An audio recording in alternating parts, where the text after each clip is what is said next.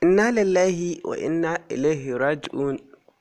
Inna lillahi wa inna ilaihi raji'un.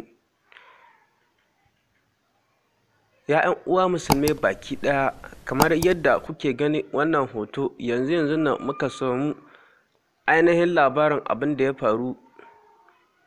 Inna lillahi wa inna ilaihi raji'un. Ya Allah, ka ji kan musulmai baki ɗaya.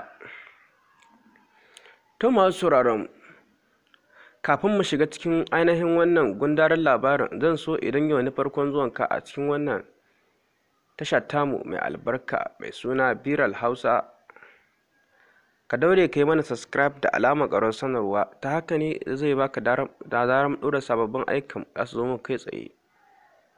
Sannan in bidiyon ya burge ka, ka daure ka yi like da share da comment. Muna godiya sosai.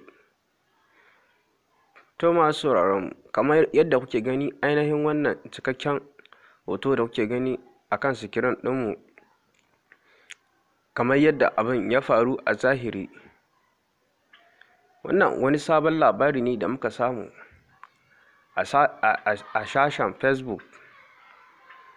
Cikakken ainihin abin da ya faru ya girgiza masana'anta kan baki ɗaya. Faruwar abin yanzu hankali a tashe. Inna lillahi wa inna ilaihi raji'un. Kamar yadda kuke ji da gani, wannan wani sabon labari ne wanda wani ya ɗora a sashen Facebook, inda yake yada wannan abu. To shin da gaske ne ko ba da gaske ba ne? Gobe mu har ƙarshen wannan bidiyon. Mu dai ba za mu gaji da cewa ku yi mana subscribe da alamar ƙarar sanarwa ba. To masu sauraron, kamar yadda kuke ji da gani, kwanakin baya wannan fitaccen jarumi ya fito ya yi bayani akan yadda ake yada jita-jita ƙarya akan abin da bai faru ba, musamman ma kamar irin wannan abu da yake faruwa. Sun fito sun yada irin hoton shi, sai ya ci karo da hoton, ya fito ya yi bayani. To Allah sa a gyara.